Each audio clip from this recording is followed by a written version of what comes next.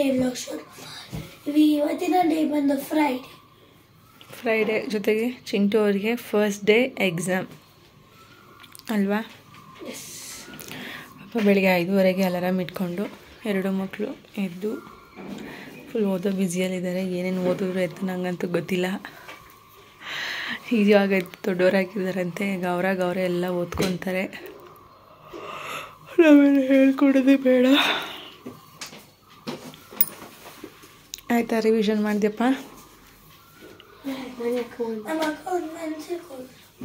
Pencil ಕೊಡಮ್ಮ ಹಂಗೆ, ಎಕ್ಸಾಮ್ಗೆಲ್ಲ ready ಮಾಡ್ಕೊಳ್ಳಿ. ರೆಡಿ ಆಗಿದೆಯಪ್ಪ ಎಲ್ಲ? ಏನು ತಿಂಡಿ? ಮೆಂತ್ಯ ಪಲಾವ್ ಬೇಡವಾ? ಇವತ್ತು ಮಕ್ಕಳಿಗೆ ಫಸ್ಟ್ ಡೇ ಎಕ್ಸಾಮ್ ಇದೆ. ಅಂದರೆ ಇದು ಬಂದು 15th ಮಾರ್ಚ್ ಡೇಟ್ ವ್ಲಾಗ್ ಆಗಿದೆ, ಫ್ರೈಡೇದು. ಅವ್ರಿಗೆ ಫಸ್ಟ್ ಎಕ್ಸಾಮ್ ಇದ್ದಿದ್ದೆ ಫ್ರೈಡೇ. ಯಾವಾಗಲೂ ಎನಿ ಟೈಮ್ ಮಂಡೇ ಟೈಮಲ್ಲಿ ಎಕ್ಸಾಮ್ ಶುರು ಆಗ್ತಿತ್ತು, ಬಟ್ ಈ ಸರಿ ಫ್ರೈಡೆಯಿಂದ ಶುರು ಮಾಡಿದ್ದಾರೆ. ಈಗ ಫ್ರೈಡೇ ಫಸ್ಟ್ ಎಕ್ಸಾಮ್ ಅಂದಮೇಲೆ ನೆಕ್ಸ್ಟ್ 2 days ಹಾಲಿಡೇ, ನೆಕ್ಸ್ಟ್ ಒಂದು ಎಕ್ಸಾಮ್, ಆಮೇಲೆ 1 day ಹಾಲಿಡೇ, ಒಂದು ಎಕ್ಸಾಮ್, ಆ ರೀತಿಯಾಗಿ ಇಟ್ಟಿದ್ದಾರೆ. ಇವಾಗೆಲ್ಲ ಮಕ್ಕಳು ಆಲ್ಮೋಸ್ಟು ದೊಡ್ಡವರಾಗಿಬಿಟ್ಟಿದ್ದಾರೆ ಅಂತ ನನಗೆ ಫೀಲ್ ಆಗ್ತಾ ಇದೆ. ಅವ್ರ ಕೆಲಸ ಅವರೇ ಮಾಡ್ಕೊಳ್ತಾರೆ, ಅವರು ಓದ್ಕೊಳ್ಳೋಂಥದ್ದು ಅವರೇ ಓದ್ಕೋತಾ ಇರ್ತಾರೆ. ಏನಾದರೂ ಸಮ್ಟೈಮ್ಸ್ ಗೊತ್ತಾಗಿಲ್ಲ ಅಂದರೆ ಮಾತ್ರ ಕೇಳ್ತಾರೆ. ಅದು ಬಿಟ್ಟರೆ ಇನ್ನು ಯಾವುದಕ್ಕೂ ಕೂಡ ನಮ್ಮ ಮೇಲೆ ಡಿಪೆಂಡಿಂಗ್ ಆಗಿಲ್ಲ. ಚೈತುನೇ ಈಗ ಚಿಂಟುಗೆ ಟೀಚ್ ಮಾಡೋದ್ರಿಂದ ಅಥವಾ ಹೇಳ್ಕೊಡೋದ್ರಿಂದ ಚಿಂಟುನೂ ಜಾಸ್ತಿ ಏನೂ ಕೇಳಲ್ಲ. ಜೊತೆಗೆ ಇನ್ನೊಂದು ಏನಪ್ಪ ಅಂದರೆ ಅಕ್ಕನ ನೋಡಿ ತಮ್ಮನೂ ಕೂಡ ಯಾವ ರೀತಿ ಓದ್ಕೋಬೇಕು ಅನ್ನೋದನ್ನೆಲ್ಲನೂ ಕೂಡ ಕಲಿತಾ ಇದ್ದಾನೆ. ಹಾಗಾಗಿನ ಕಷ್ಟ ಅಂತ ಅನ್ನಿಸ್ತಿಲ್ಲ ಇಬ್ಬರದು ಎಜುಕೇಷನ್. ನೋಡೋಣ, ಎಕ್ಸಾಮ್ ಶುರುವಾಗಿದೆ. ಈ ಎಕ್ಸಾಮ್ ಅಂದರೆ ಮಕ್ಕಳಿಗಿಂತ ಹೆಚ್ಚಾಗಿ ಪೇರೆಂಟ್ಸ್ಗೆ ಟೆನ್ಷನ್ ಅನ್ನೋ ಥರ ಶುರು ಆಗುತ್ತೆ. ಬಟ್ ಈಗಂತೂ ನಾನು ಅಷ್ಟು ಟೆನ್ಷನ್ ಮಾಡ್ಕೊಳ್ಳಲ್ಲ. ಮೊದಲಾದರೆ ತುಂಬ ಟೆನ್ಷನ್ ಇರ್ತಿತ್ತು ನನಗೆ, ಹೇಗೆ ಮಾಡ್ತಾರೋ ಏನೋ ಎತ್ತ ಅಂತ. ಬಟ್ ಇವಾಗ ಗೊತ್ತಾಗ್ಬಿಟ್ಟಿದೆ ನಮ್ಮ ಮಕ್ಕಳು ಯಾವ ರೀತಿ ಹಂಗೆ ಮಾಡ್ತಾರೆ ಅಂತ. ಹಾಗಾಗಿ ಏನು ತಲೆ ಕೆಡಿಸ್ಕೊಳ್ಳಲ್ಲ. ಬೆಳಗ್ಗೆ ಹೊತ್ತು ಬೇಗ ಎದ್ದು ಅವರೇ ಓದ್ಕೊಳ್ತಾ ಇರ್ತಾರೆ. ನಾನೇನು ಎದ್ದೋಳ್ಸೋದೇ ಬೇಡ, ಅಲಾರಾಮ್ ಇಟ್ಕೊಂಡು ಅವರೇ ಎದ್ದವ್ರು ಓದ್ಕೊತಾ ಇದ್ರು. ಆನಂತರ ನಾನು ಎದ್ದಿದ್ದು ಸ್ವಲ್ಪ ಲೇಟ್ ಆಯಿತು. ಆಮೇಲೆ ಎದ್ದು ನಾನು ಇವಾಗ ಮೆಂತ್ಯ ಪಲಾವ್ ಮಾಡ್ತಾಯಿದ್ದೀನಿ. ತುಂಬ ಸಿಂಪಲ್ಲಾಗಿ ಮಾಡುವಂಥದ್ದು ರೆಸಿಪೀಸ್ ಎಲ್ಲನೂ ಕೂಡ ಬೆಳಿಗ್ಗೆ ಹೊತ್ತು ನಾನು ಟೊಮೆಟೊ ಬಾತ್ ಯಾವ ರೀತಿಯಾಗಿ ಮಾಡ್ತೀನಿ ಅದೇ ಥರನೇ. ಬಟ್ ಇಲ್ಲಿ ಏನಪ್ಪ ಅಂತಂದರೆ ಸ್ವಲ್ಪ ಶುಂಠಿ ಮತ್ತು ಬೆಳ್ಳುಳ್ಳಿ, ಹಸಿಮೆಣ್ಸಿನ್ಕಾಯನ್ನ ತರಿಯಾಗಿ ರುಬ್ಕೊಂಡಿರೋವಂಥದ್ದು. ಪೇಸ್ಟ್ ಮಾಡ್ಕೊಂಡಿಲ್ಲ, ನೀರೇನೂ ಹಾಕಿಲ್ಲ, ಜಸ್ಟ್ ತರಿಯಾಗಿ ರುಬ್ಕೊಂಡು ಒಗ್ಗರಣೆ ಮಾಡಿಕೊಂಡೆ. ಒಗ್ಗರಣೆ ಮಾಡ್ಕೋಬೇಕಾದ್ರೆ ನಾನು ಇಲ್ಲೇನು ಮಾಡಿದೆ ಅಂದರೆ ಸ್ವಲ್ಪ ಈರುಳ್ಳಿ, ಟೊಮೆಟೊ, ಮೆಂತ್ಯ ಸೊಪ್ಪು, ರುಬ್ಬಿರೋಂಥ ಒಂದು ಶುಂಠಿ, ಬೆಳ್ಳುಳ್ಳಿ, ಹಸಿಮೆಣ್ಸಿನ್ಕಾಯಿ ಪೇಸ್ಟ್, ಪಲಾವ್ ಸಾಮಾನು ಎಲ್ಲನೂ ಕೂಡ ಹಾಕಿ ಮೆಂತ್ಯ ಸೊಪ್ಪು ಹಾಕಿ ಸ್ವಲ್ಪ ಹೊತ್ತು ಹಾಗೆ ಮುಚ್ಚಿಟ್ಟೆ ನಾನು. ಅದು ಸೊಪ್ಪಲ್ಲೇ ನೀರಿನ ಅಂಶ ಬೀಳುತ್ತೆ. ನಾವು ಪ್ಲೇಟ್ನ ತೆಗೆದು ಫ್ರೈ ಮಾಡಿದರೆ ಆ ನೀರಿನ ಅಂಶ ಪೂರ್ತಿ ಡ್ರೈ ಆಗುತ್ತೆ. ನೀವು ಪ್ಲೇಟ್ ಮುಚ್ಚಿಟ್ರೆ ಸೊಪ್ಪಲ್ಲಿ ನೀರು ಬಿಡುತ್ತೆ. ಜೊತೆಗೆ ಟೊಮೆಟೊಲು ಕೂಡ ಒಂದು ನೀರು ಬಿಡೋದ್ರಿಂದ ಚೆನ್ನಾಗಿ ಅದು ಕುಕ್ ಆದಮೇಲೆ ಆ ನಂತರ ನಾನು ಇದಕ್ಕೆ ಧನಿಯಾ ಪುಡಿ ಜೊತೆಗೆ ಗರಂ ಮಸಾಲ ಪೌಡರ್ ಇಷ್ಟೇ ಹಾಕಿದ್ದು. ಇಷ್ಟು ಹಾಕಿ ಸ್ವಲ್ಪ ಚೆನ್ನಾಗಿ ಫ್ರೈ ಮಾಡಿಕೊಂಡೆ. ಆ ಒಂದು ಪೌಡರ್ದು ಏನು ಅರೋಮ ಗಮ್ ಅಂತ ಬರಬೇಕಲ್ವ, ಅಲ್ಲಿವರೆಗೂ ಫ್ರೈ ಮಾಡಿದ ನಂತರ ಇದಕ್ಕೆ ನೆನೆಸಿಟ್ಟಿರುವಂಥ ಅಕ್ಕಿ ಹಾಕಿ ಸ್ವಲ್ಪ ನೀರು ಹಾಕಿ ಇದು ಕುದಿ ಬರಬೇಕು. ಕುದಿ ಬಂದಮೇಲೆ ನಾನು ಲಿಡ್ನ ಕ್ಲೋಸ್ ಮಾಡೋಣ ಅಂತ ಹೇಳಿ ಜಸ್ಟು ಅಂದರೆ ಕುಕ್ಕರ್ದು ಲಿಡ್ನ ಕ್ಲೋಸ್ ಮಾಡಿ ವಿಜಿಲ್ ಹಾಕ್ಸೋಣ ಅಂದ್ಬಿಟ್ಟು ಹಾಗೆ ಪ್ಲೇಟ್ ಮುಚ್ಚಿಟ್ಟೆ. ಆನಂತರ ಇವಾಗ ಮಕ್ಕಳಿಗೆಲ್ಲರಿಗೂ ಕೂಡ ಒಂದೊಂದು ಲೋಟ ಹಾಲು ಕೊಡೋಣ ಅಂತ ಹೇಳಿ ಅವ್ರಿಗೆ ಹಾಲು ಕೊಡ್ತಾಯಿದ್ದೀನಿ. ನಾನು ಇವತ್ತು ಒಂದು ಜ್ಯೂಸ್ ಮಾಡ್ಕೊಡ್ತಾ ಇದ್ದೀನಿ. ಸಮ್ಟೈಮ್ಸ್ ಒಂದೊಂದು ಸರಿ ಜ್ಯೂಸ್ ಮಾಡ್ಕೊಂಡು ಕುಡಿತೀನಿ, ಇಲ್ಲ ಅಂತಂದರೆ ನಾನು ಹಾಲೇ ಕುಡಿಯೋದು. ಬಟ್ ಇವಾಗ ಸ್ವಲ್ಪ ಸಮ್ಮರ್ ಇರೋದ್ರಿಂದ ಆದಷ್ಟು ಗಂಜಿನೇ ಕುಡಿತಾ ಇದ್ದೀನಿ, ದೇಹಕ್ಕೆ ತಂಪು ಅಂತ ಹೇಳಿ. ಈಗ ಇಲ್ಲಿ ಮಕ್ಕಳಿಗೆ ಮತ್ತು ಮನೆಯವರಿಗೆ ಅಷ್ಟು ಅವ್ರಿಗೆ ಮಾತ್ರ ಹಾಲು ಕೊಡ್ತಾ ಇರೋದ್ರಿಂದ ಇಲ್ಲಿ ಏನು ಡ್ರೈ ಫ್ರೂಟ್ಸ್, ಮಿಲೆಟ್ಸ್, ಮಾಲ್ಟ್ ಇತ್ತು ಆ ಒಂದು ಪೌಡರ್ನ 1.5 ಸ್ಪೂನ್ ತೊಗೊಂಡಿದ್ದೀನಿ. ನಾನು ಎಷ್ಟೋ ಜನ ನನಗೆ ವಾಟ್ಸಪ್ಪಲ್ಲಿ ಕೇಳ್ತಾ ಇರ್ತೀರ, ಅಕ್ಕ ಒಬ್ರಿಗೆ ಎಷ್ಟು ಸ್ಪೂನ್ ಯೂಸ್ ಮಾಡ್ಬೋದು ಅಂತ. ಒಬ್ರಿಗೆ 1 ಸ್ಪೂನು, 1 ಲೋಟಕ್ಕೆ 1 ಸ್ಪೂನಾಗೂ ಯೂಸ್ ಮಾಡ್ಬೋದು, ಅಥವಾ ನೀವು ಅರ್ಧ ಸ್ಪೂನು ಕೂಡ ಯೂಸ್ ಮಾಡ್ಬೋದು. ನಾನು ಮಕ್ಕಳಿಗೆ ಮನೆಯವರಿಗೆಲ್ಲ ಸೇರಿಸಿ ಅರ್ಧ ಸ್ಪೂನೇ ಹಾಕೋ ಅಂಥದ್ದು. ಯಾಕಂದರೆ ಅವರು ಒಂದೊಂದ್ಸರಿ ದಿನಕ್ಕೆ 2 ಟೈಮ್ ಹಾಲು ಕುಡಿತಾರೆ. ಹಾಗಾಗಿ ಅರ್ಧ ಸ್ಪೂನ್ ಹಾಕಿ ಕೊಡ್ತೀನಿ. ಅದನ್ನು ಸ್ವಲ್ಪ ಗಂಟಾಗಬಾರ್ದು ಅನ್ನೋ ಒಂದು ಕಾರಣಕ್ಕೆ ನಾನು ಕೆಲವೊಂದು ಟೈಮಲ್ಲಿ ಬಿಸಿ ಹಾಲಿಗೆ ನಾವು ಪೌಡರ್ನ ಡೈರೆಕ್ಟ್ ಹಾಕ್ತಾ ಪೂರ್ತಿ ಅದು ಗಂಟಾಗಿಬಿಡುತ್ತೆ. ಅದಕ್ಕೋಸ್ಕರ ಏನು ಮಾಡ್ತೀನಿ, ಸ್ವಲ್ಪ ನೀರಲ್ಲಿ ಮಿಕ್ಸ್ ಮಾಡಿಬಿಟ್ಟು ಹಾಲು ಚೆನ್ನಾಗಿ ಕಾಯಿಸಿದ ನಂತರ ಇನ್ನೇನು ಗ್ಯಾಸ್ ಆಫ್ ಮಾಡ್ತೀವಿ ಅನ್ಬೇಕಾದ್ರೆ ಅದನ್ನು ನಾವೇನು ನೀರಲ್ಲಿ ಮಿಕ್ಸ್ ಮಾಡಿ ಇಟ್ಕೊಳ್ತೀವಿ ಮಾಲ್ಟ್ ಪೌಡರ್ನ, ಅದನ್ನು ಹಾಲಿಗೆ ಹಾಕ್ಬಿಟ್ಟು ಜಸ್ಟ್ ಒಂದು ಕುದಿ ಬರೆಸ್ತೀನಿ ಅಷ್ಟೇ. ಕುದಿ ಬರೆಸಿ ಗ್ಯಾಸ್ ಆಫ್ ಮಾಡೋದು. ಆನಂತರ ನಿಮ್ಮ ಟೇಸ್ಟಿಗೆ ನೀವು ಸಕ್ಕರೆ ಬೆಳೆಸ್ತೀರಾ ಅಥವಾ ಬೆಲ್ಲ ಬೆಳೆಸ್ತೀರಾ, ಅದು ನಿಮ್ಮ ಇಷ್ಟ, ಅದನ್ನು ನೀವು ಬಳಸಬಹುದು. ನಾನು ಆಲ್ಮೋಸ್ಟ್ ಗೊತ್ತಿದೆ ಎಲ್ಲರಿಗೂ, ನಾನು ಬೆಲ್ಲದ ಸಿರಪ್ ಮಾಡಿ ಇಟ್ಕೊಂಡಿರ್ತೀನಿ, ಅದನ್ನೇ ನಮ್ಮ ಮನೇಲಿ ಯೂಸ್ ಮಾಡೋದು. ಸಕ್ಕರೆ ಯೂಸ್ ಮಾಡೋದು ನಮ್ಮ ಮನೇಲಿ ಪಾಯಸಕ್ಕೆ ಒಂದೇ. ಈಗ ಅದನ್ನು ಕೂಡ ಆಲ್ಮೋಸ್ಟ್ ಬೆಲ್ಲದಲ್ಲೇ ಮಾಡಬೇಕು ಅಂತಲೇ ಅಂದ್ಕೊಳ್ತಾ ಇರ್ತೀನಿ. ಬಟ್ ನಮ್ಮ ಚಿಂಟುಗೆ ಶಾವಿಗೆ ಪಾಯಸ ಎಲ್ಲ ಮಾಡಿದ್ರೆ ಸಕ್ಕರೆ ಹಾಕಿದ್ರೇ ಇಷ್ಟ ಆಗೋದು. ಹಾಗಾಗಿ ಸಕ್ಕರೆ ಹಾಕುವಂಥದ್ದು. ಇಲ್ಲಾಂದರೆ ಎನಿ ಟೈಮ್ ಬೆಲ್ಲನೇ ಹಾಕೋದು. ಈಗ ಫೈನಲಿ ಚೈತು ಸ್ನಾನಕ್ಕೆ ಹೋಗಿದ್ದು, ಚಿಂಟುದು ಮತ್ತು ಅವರಪ್ಪಂದೆಲ್ಲ ಕೆಲಸಗಳು ಅವ್ರವ್ರ ಕೆಲಸ ಎಲ್ಲ ಮುಗ್ದಿತ್ತು. ಅವರಿಗೆ ಸದ್ಯಕ್ಕೆ ಹಾಲು ಕೊಡೋಣ, ಚೈತು ಸ್ನಾನ ಮಾಡ್ಕೊಂಬಂದು ಹಾಲು ಕುಡಿತಾಳೆ ಅಂತ ಹೇಳಿ ಫಸ್ಟ್ ಇವತ್ತು ಹಾಲೇ ಕೊಟ್ಟೆ ಕುಡಿಯೋದಕ್ಕೆ. ಚಿಂಟು ತೊಗೊಂಡು ಹೋದ ಅವರಪ್ಪ ಅವರು ಕುಡಿಯೋದಕ್ಕೆ. ಆನಂತರ ಇಲ್ಲಿ ನಾನಿವತ್ತು ಹಾಲೇನು ಕುಡಿತಾ ಇಲ್ಲ, ನಾನೊಂದು ಜಸ್ಟ್ ಒಂದು ಜ್ಯೂಸ್ ಮಾಡ್ಕೊಳ್ತಾ ಇದ್ದೀನಿ. ಸೌತೆಕಾಯಿ, ಕ್ಯಾರೆಟು, ಆಮೇಲೆ ನಿಂಬೆಹಣ್ಣಿನ ರಸ, ಜೇನುತುಪ್ಪ, 2 ಬೆಳ್ಳುಳ್ಳಿ ಎಲ್ಲನೂ ಕೂಡ ಹಾಕಿ ರುಬ್ಬಿಟ್ಟು ಜ್ಯೂಸ್ ಮಾಡ್ಕೊಳ್ಳೋಂಥದ್ದು. ಮೊದಲೆಲ್ಲ ಈ ಥರ ಕುಡಿತಾ ಇದೆ ತುಂಬ. ಈ ನಡುವೆ ಸ್ವಲ್ಪ ಕೆಲಸ ಅಂತ ಹೇಳಿ ಕಡಿಮೆ ಮಾಡಿಬಿಟ್ಟಿದ್ದೀನಿ ಅಷ್ಟೇ. ಓಕೆ, ಫೈನಲಿ ತಿಂಡಿ ಆಯಿತು. ಮೆಂತ್ಯ ಪಲಾವ್, ಮೆಂತ್ಯ ಸೊಪ್ಪು, ಬಟಾಣಿ ಅಷ್ಟೇ ಹಾಕಿ ಮಾಡಿರುವಂತಹ ಪಲಾವ್. ಹಾಗೆ ಚಿಂಟು ಹಾಲು ಕುಡ್ದ ಮಗನೇ? ಅವರಿಗೆಲ್ಲ ಹಾಲು. ನಮಗೊಂದು ಸ್ಮೂತಿ, ಸೌತೆಕಾಯಿ, ಜೇನುತುಪ್ಪ, 2 ಬೆಳ್ಳುಳ್ಳಿ, ಕ್ಯಾರೆಟು, ನಿಂಬೆಹಣ್ಣಿನ ರಸ ಇಷ್ಟು ಹಾಕಿ ಮಾಡಿರುವಂಥದ್ದು ಜ್ಯೂಸ್ ನಮಗೆ. ಬೆಳ್ಳುಳ್ಳಿ ಹಾಕಿದ್ವಲ್ಲ ಒಂಥರ ಹೊಡಿತಾರೆ ಬಾಯಿಗೆ. ಬಟ್ ಬೆಳ್ಳುಳ್ಳಿ ಹಸಿ ತಿನ್ನಬೇಕು ಅಂತ ಹೇಳ್ತಾರೆ ಬೆಳಗ್ಗೆ. ಇವತ್ತು ತಿನ್ನೋದು ಕಷ್ಟ ಅಂತ ಹೇಳಿ ಈ ಥರ ಏನಾದರೂ ಜ್ಯೂಸ್ ಮಾಡಿದಾಗ ರುಬ್ಬಕ್ಕೆ ಹಾಕ್ಬಿಟ್ಟು ಕುಡ್ಕೊಳ್ಳೋದಿರುತ್ತೆ. ಯಾರಾದರೂ ಬೆಳ್ಳುಳ್ಳಿ ಇಷ್ಟ ಆಗಲ್ಲ ಅಂದರೆ ಸ್ಕಿಪ್ ಮಾಡ್ಬೋದು. ಬಟ್ ಇವೆಲ್ಲ ಕುಡಿಯೋದಕ್ಕೆ ಅಷ್ಟು ಟೇಸ್ಟ್ ಅಂತೂ ನಿಜ ಇರೋದಿಲ್ಲ. ಹೆಲ್ತ್ ವೈಸ್ ಕುಡಿಬೇಕಾಗುತ್ತೆ ಅಷ್ಟೇ.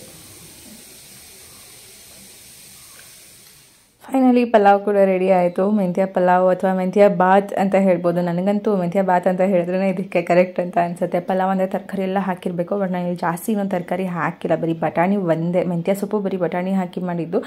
ತುಂಬ ಚೆನ್ನಾಗಾಗಿತ್ತು, ಉದುದ್ರಾಗಿತ್ತು. ನಂಗೆ ಆಲ್ಮೋಸ್ಟ್ ಕೆಲವೊಂದು ಟೈಮಲ್ಲಿ ಸ್ವಲ್ಪ ಕ್ವಾಂಟಿಟಿ ಮಾಡಬೇಕು ಅಂತಂದರೆ ನಾನು ಏನೂ ಮಸಾಲ ಎಲ್ಲ ರುಬ್ಬೋದಕ್ಕೆ ಮಾಡೋದಕ್ಕೆ ಹೋಗಲ್ಲ. ಜಾಸ್ತಿ ಕ್ವಾಂಟಿಟಿ ಮಾಡಬೇಕಾದ್ರೆ ಹಬ್ಬದ ಟೈಮಲ್ಲಿ ಮಾತ್ರ ಸ್ವಲ್ಪ ತೆಂಗಿನಕಾಯಿ ಎಲ್ಲನೂ ಪೇಸ್ಟ್ ಮಾಡಿಬಿಟ್ಟು ಹಾಕ್ತೀನಿ. ಇಲ್ಲ ಅಂತಂದರೆ ನಾನು ನಮ್ಮ ಮನೆಗೆ ಮಾತ್ರ ಜಸ್ಟ್ 1 ಲೋಟ 2 ಲೋಟ ಈ ಥರ ಹಾಕಬೇಕು ಅಂದರೆ 1/4 kg ಅರ್ಧ kg ಮಾಡಬೇಕು ಅಂದರೆ ಹೀಗೆ ಮಾಡೋದು. ಟೊಮೆಟೊ ಬಾತ್ ಮಾಡ್ತೀನಲ್ವ, ಸೇಮ್ ಡಿಟ್ಟು ಅದೇ ಟೈಪಲ್ಲೇ ಮಾಡ್ತೀನಿ. ಬಟ್ ತುಂಬ ಚೆನ್ನಾಗಿತ್ತು, ಉದ್ರಾಗಿತ್ತು, ಟೇಸ್ಟ್ ಮಾತ್ರ ಸೂಪರಾಗಿತ್ತು.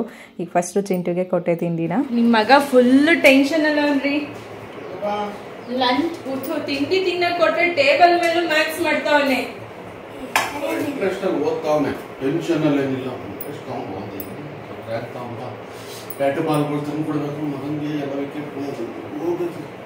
ಸೈಕಲ್ ತರೋಣ ಅಂತ ಇದ್ದೆ, ಬ್ಯಾಟು ಬಾಲ್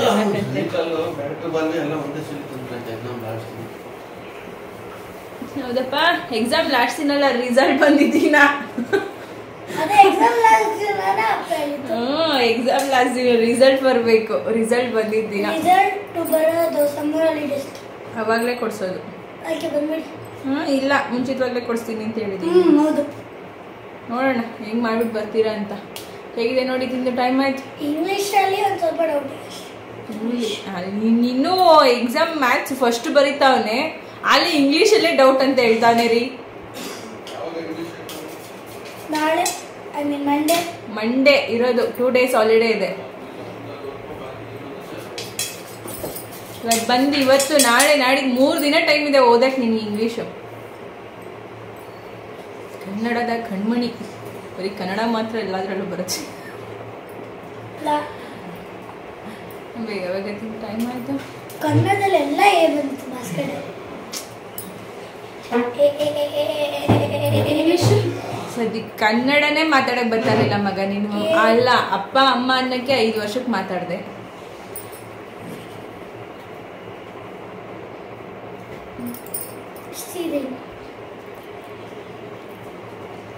ABCD ಬೇಗ ಕಲಿತೆ. ಈ ಕಲಿಯೋದಕ್ಕೇನೆ ಕಷ್ಟ ಆಗಿದ್ದು. ನೋಡಿದ್ರೆ ಇವಾಗ ಇಂಗ್ಲೀಷೇ ಕಷ್ಟ ಅಂತ್ಯ. ಚೆನ್ನಾಗಿದೆ ಪಾಪು, ಖಾರ ಜಾಸ್ತಿ ಆಯ್ತು ಅಲ್ವಾ? ಸ್ವಲ್ಪ ಖಾರ ಅನಿಸ್ತಾ ಇದೆ ನನಗೆ.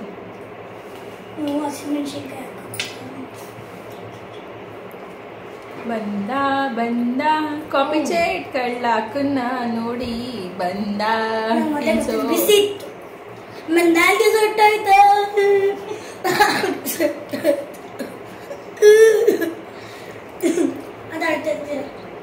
ಏನು ಆ್ಯಕ್ಟಿಂಗ್ ಮಾಡ್ತಾನೆ ಅಂದರೆ ತೋರ್ಸೋಕ್ಕಾಗಲ್ಲ ಅಷ್ಟೇ.